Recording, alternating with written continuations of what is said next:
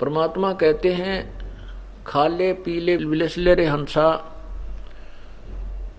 परमात्मा कहते हैं कि छोड़ दे पिछलों की रीत। पिछलों की रीत को छोड़ना पड़ेगा। जो पहले हम करते थे उन सभी को त्यागना पड़ेगा, क्योंकि वो शास्त्र विरुद्ध थी और हमें अब हानि करते थे। हम आशीर्वाद देते हैं, सिर पे हाथ रखते हैं, तो हमारी जो पुण्य होंगे तो उसमें प्रवेश कर जाएंगे और हमारी उतनी ही जेब खाली हो जाएगी। तो इसलिए ये भी हमने सतलोक चलने के लिए, क्योंकि हम बिल्कुल पुण्यहीन हैं और अपने पुण्यों को सुरक्षित रखने के लिए ऐसा भी नहीं करना है। अब क्या समस्या आती है कि जैसे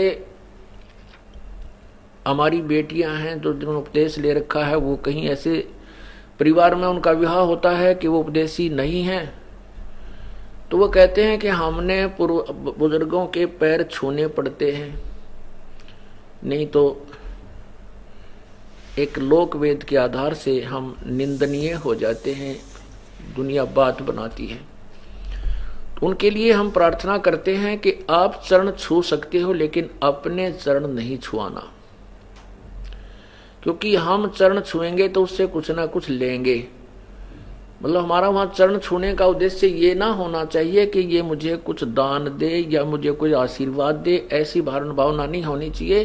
केवल एक रिवाज है तो हम उनके चरण छुएं भी, दुख दर्द हो जावे बूढ़े बुजुर्ग जवान के पैर दबावा भी, कमर भी दबावें, सिर भी दबावें, मालिश करें, नवावें, ऐसी कोई वो दोष नहीं है। भक्तिहीनता या नाम नहीं खंड होता।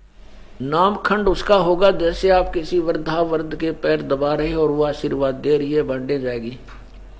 आपको पता है ये खाली टूटी है, इसमें कुछ नहीं है, या वो बांडा है, इसके पल्ले कुछ नहीं है। वो कहती रहेगी अपने काना पे कटाड़े और स्वयं अपने पैरों को नहीं छुआवे, चाहे फिर वो क्योंकि बड़े भी हो गए। और ऐसे भी उपदेशी हैं जिनके बच्चों लड़कों का विवाह होता है, पुत्र वधू भी आती हैं, वो चरण छूने की चेष्टा करती हैं, तो चरण जितने वो झुके उनका आदर भी अनादर नहीं करे, वो चरण छूने की चेष्टा करें। आप भी उतना ही झुक के उसके हाथ पकड़ ले और सीने से लगा ले, आ मेरी बेटी। बस सबसे प्यार अच्छा और ये बेस्ट मेथड है। तो इस प्रकार अपने चरण नहीं छुआने हैं और किसी दूसरे का जैसे बुजुर्ग का सत्कार करने में पाप नहीं, ना कोई नामखंड नहीं होता। लेकिन उद्देश्य ये ना हो कि मैं इसके चरण छूं और ये मुझे आशीर्वाद दे, मुझे कुछ प्राप्ति हो पुत्र की या धन की, फिर नामखंड होगा।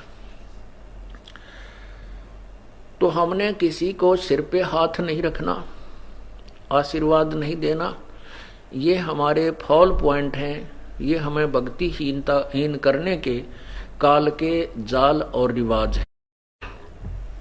इनको ऐसे तरीके से हमें एक बीच का रास्ता निकालना है कि सांप भी मर जाए, ये रिवाजें भी बंद हों और लाठी भी ना टूटे, हमारा नाम भी खंड ना हो।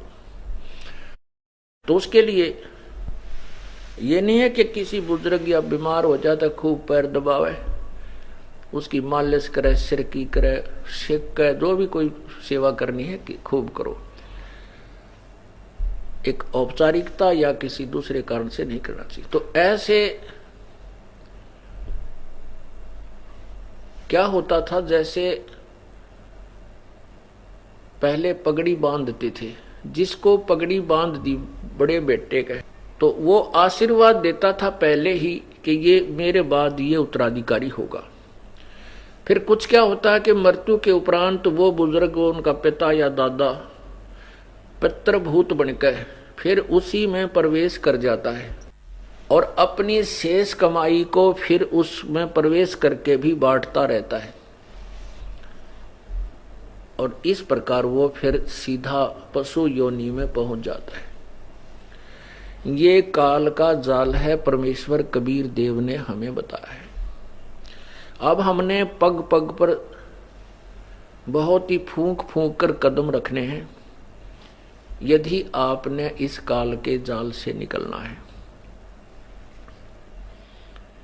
अगर आप ये वीडियो YouTube पर देख रहे हैं तो हमारे चैनल को सब्सक्राइब करें और बेल आइकन को दबाना ना भूलें। अगर आप Facebook पर ये वीडियो देख रहे हैं तो हमारे पेज को लाइक करें